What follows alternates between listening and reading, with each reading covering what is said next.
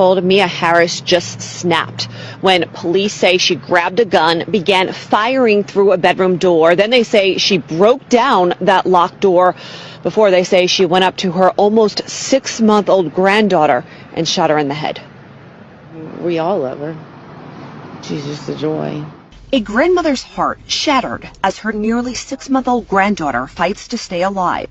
She's in need of a lot of prayers and a lot of healing. The infant was rushed to the hospital early Saturday morning after investigators say she was shot by her other grandmother, 43-year-old Mia Harris. My mama shot my niece. 911 calls paint a chaotic, Someone shot my baby. Hurry, please. and heart-wrenching picture of what family members say happened inside this Dutchview Court apartment. Who was it that shot them?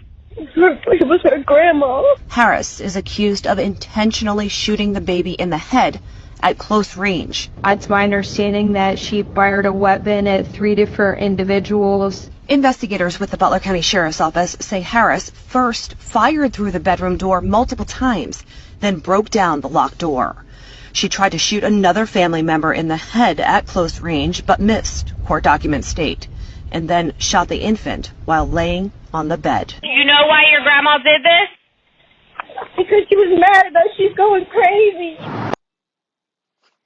Sheesh. And first and foremost, I'd like to give all praises, honor, and infinite glory to Yahweh, Bahashem, Yahweh Shai, Bahashem, Makakadash.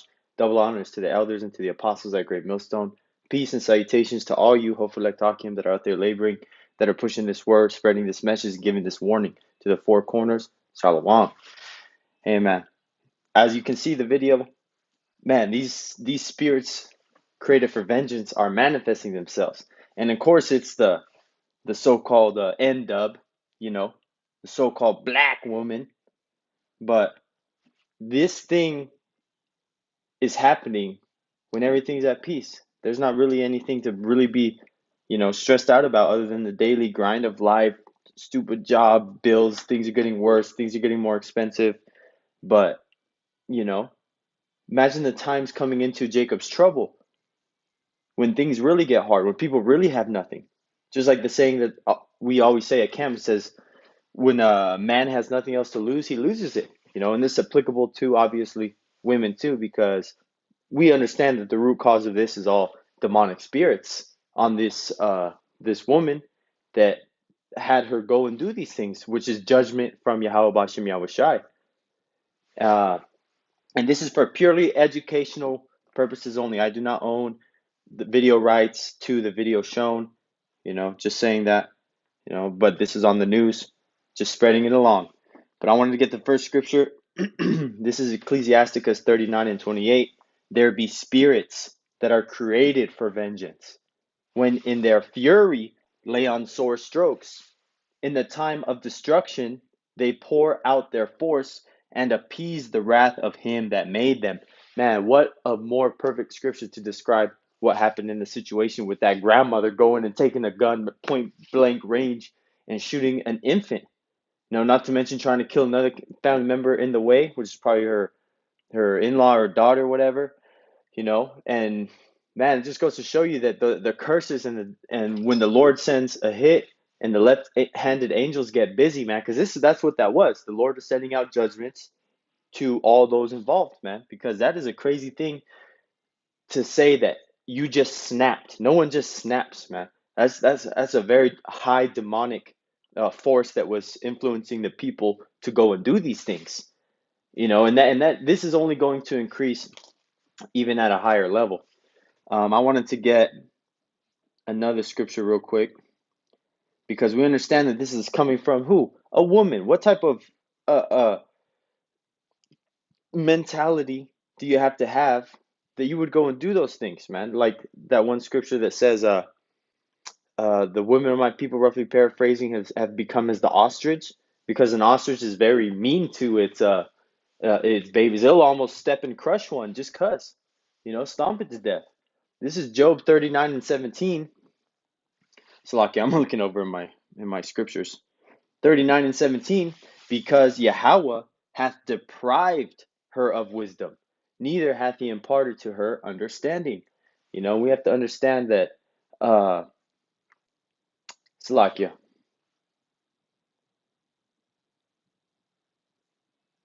I was seeing if that was actually the one. I could even read up a scripture with this right here. This is Job 39:16. She is hardened against her young ones, as though they were not hers. Her labor is in vain without fear, because Yahweh hath deprived her of wisdom, neither hath he imparted to her understanding. You know, you can add this to the spiritual context, but in the case of this, you know, obviously everything is spiritual before it's physical. But she is hardened against her young ones because she literally went against her own blood, her grandchild, as though they were not hers. Because technically, even though they're not her own children, hey man, that's like killing her own family.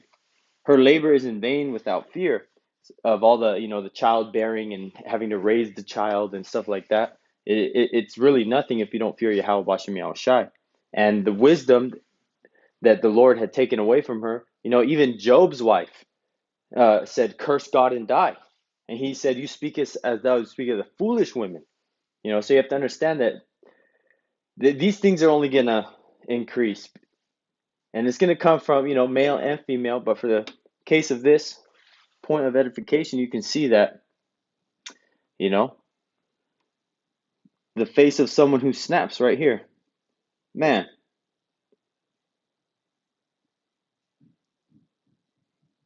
But, you know, that's just the type of times that we're living in. We get one more. Salaki Akim. So, to bring out the example of how bad it's going to get,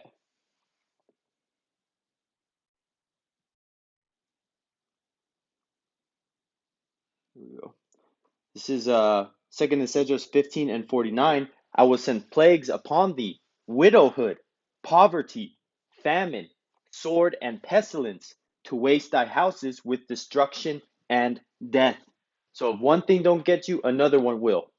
Let's say these people just board up all their windows, lock their doors, deadbolt everything. They're gonna just stay in their house and die of famine. You may have missed the sword, but hey, your famine's gonna get you. Oh, somebody died in the house, so the pestilence from that body not being buried properly is gonna come and get you. You know, not to mention the demons that can just walk right through your plywood windows that you thought were gonna protect you in these times, man. You know, widowhood, poverty, famine, sword, and pestilence, to waste thy houses with destruction and death. And that is what's happening, man. And it's what happened in this scenario. And just another example to show the Akim that, hey, those spirits are out there. And these people are not going to be ready for hearing these screams, even in their own neighborhoods. You know, women running down the street, trying to knock on door to door to door, someone help me. And then you see the man finally catch up with her or whatever. You know, a whole mob of people, they start hacking away, man. This is how graphic and visualization you got to give, Salakia. The visualization that you have to give to people, because we have to give you the uncomfortable truth, man. Who else is talking about these things? No one else is going to give you the warning, because at the end of the day, they want this place to continue. Only the prophets of Yahweh Bashem Yahshua are going to give you the warning, you know, and sparing not. This is as I said that.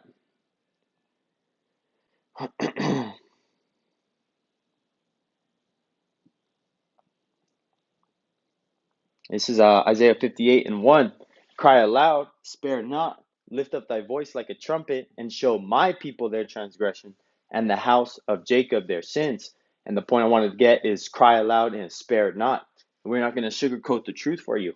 If you are in the middle of the road and a semi is coming to hit you, you're not going to want a soft answer. You're going to want someone to scream at the top of their lungs to get your attention so that you can get out the way. And that's exactly what we're doing, you know, giving warning.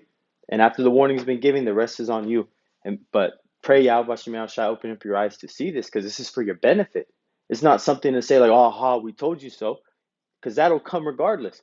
But the point is to save the elect, bring the message out. Even though they've already been predestined from the very beginning, the prophets still have to go out there and teach through the foolishness of preaching. The word has to go out.